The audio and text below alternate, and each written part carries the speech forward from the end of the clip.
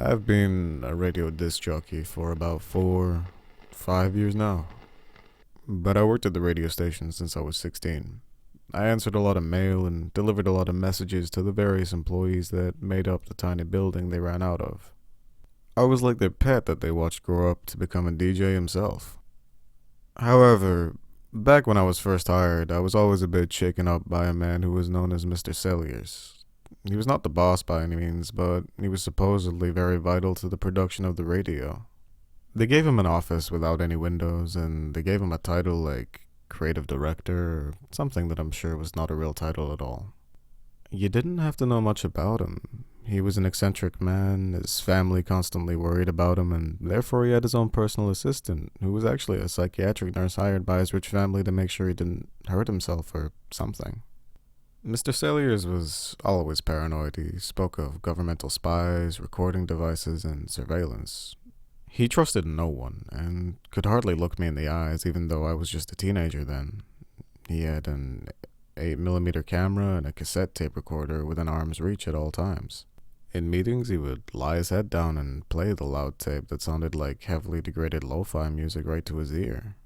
I could cross the room and still get a headache from it, but the man seemed immune. In fact, it calmed him down. He was seriously mentally ill, but he had some fantastic ideas. They kept him on because it would cost them more to replace him or to lose him.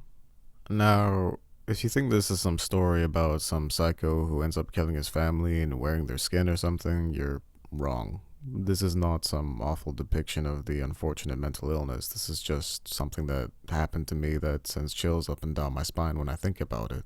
So, anyway, I worked for quite some time answering mail, but even though I was usually in a quiet room full of envelopes, I was not too far away from the daily drama of Mr. Celliers. He had many different moods. Sometimes he would not leave his office and not let anyone in. He would write out his daily contribution out on a notebook, paper, and slide it under the door. Other times he was all over the building. He recorded on his camera and laughed a lot. It was like everyday situations made him laugh and laugh. He could ask, "What time is it?" Someone could have replied, 2:30. He would have been on the floor laughing as if it were the best joke in history. There were times where he would refuse food because he thought it was rotten, when it wasn't. He would sometimes refuse to drink water because he thought they were pumping gasoline into the water system. He wouldn't sleep for days because he thought people videotaped him while he was asleep. He collapsed of exhaustion 3 times and of dehydration once. Twice he was escorted out the building by police kicking and screaming, then was unseen while he was staying in a mental hospital for 6 weeks at a time. He was not creepy, he was just some guy who we all sort of pitied. However, with all the talk of surveillance and elaborate conspiracies about loss of privacy, people in the office felt ill at ease. It didn't help that Mr. Celliers waved his camera around all the time. Not always was it like that. Only when it was quiet. The times that Mr. Celliers was away at his hospital or when he was refusing to leave his office, that was when it felt like one was not alone. Then one day, we started having broadcasting errors. We would be on air and then suddenly cut out. We would have very low quality sound from either minutes or hours. Then there would be silence, a long loud beep, and perfect sound again. This began happening frequently, but no one could identify the problem. Someone suggested that it was possible there was 2 things trying to be broadcasted at once, but no one was running anything other than our programs.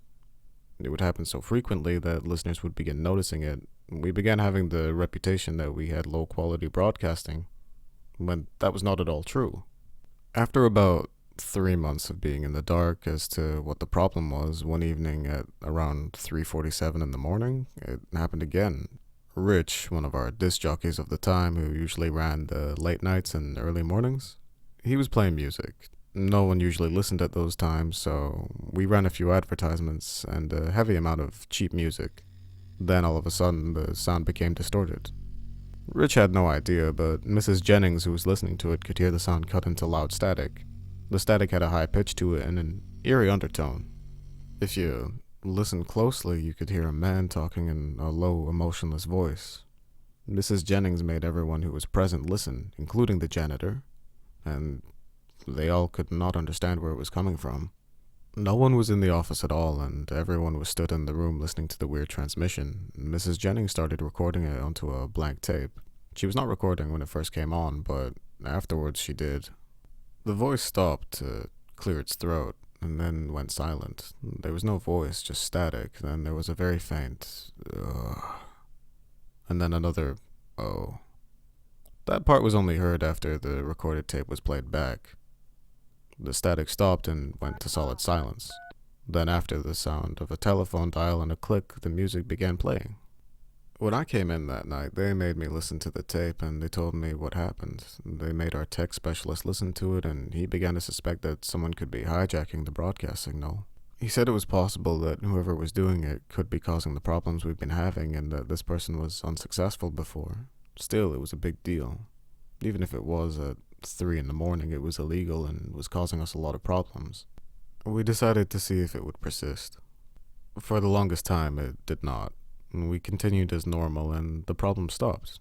This continued for months until one day, just around noon, the signal cut and became a clear, near staticless sound unlike before.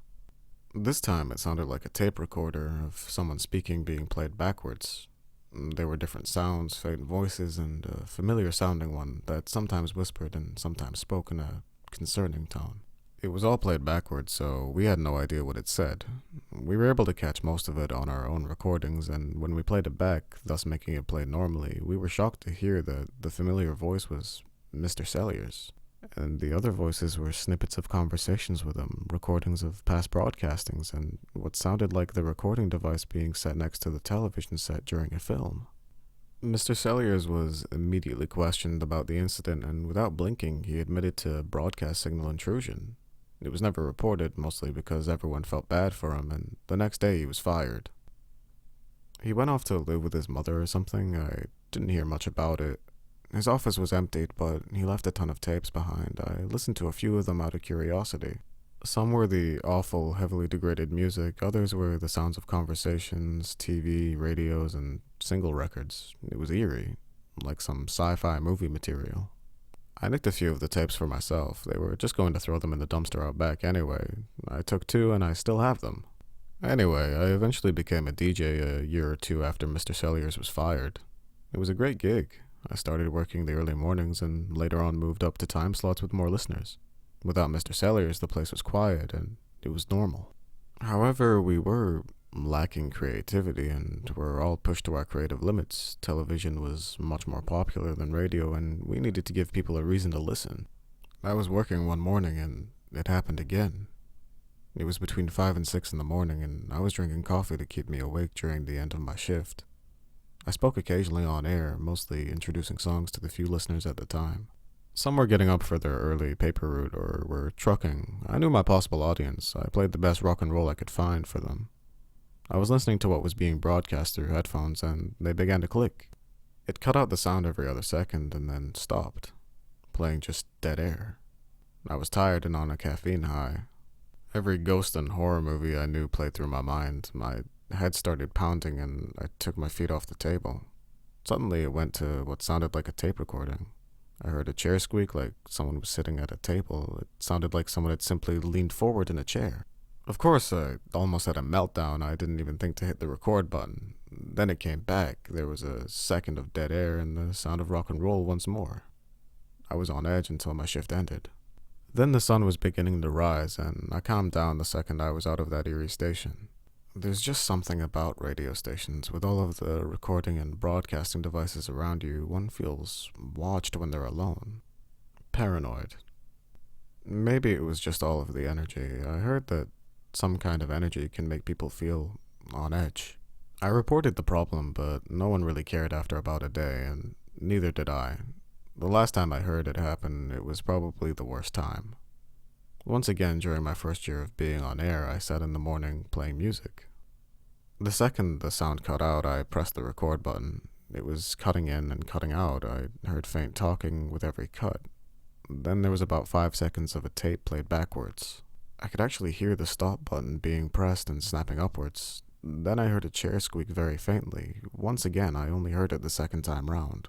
The last thing I heard was something that made me feel watched for weeks. I heard what I've decided to be Mr. Sellier's voice say, "It still works, Davy."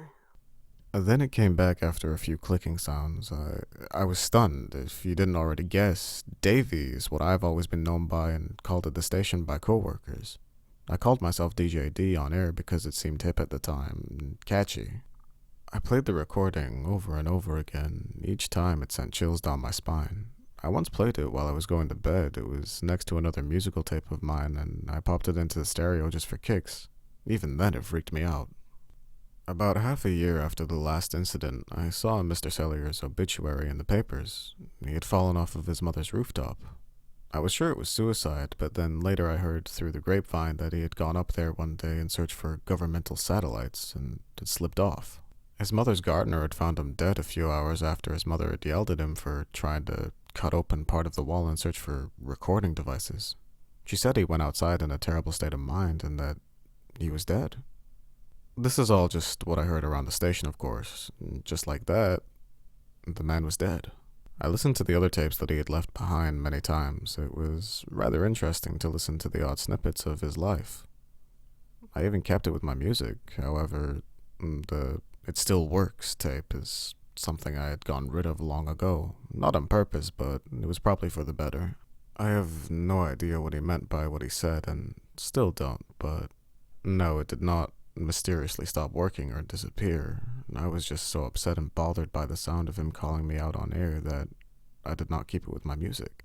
I moved from one apartment to the other and ended up putting a few boxes in storage during the process. I emptied the contents of my units, except for a couple boxes I didn't care about.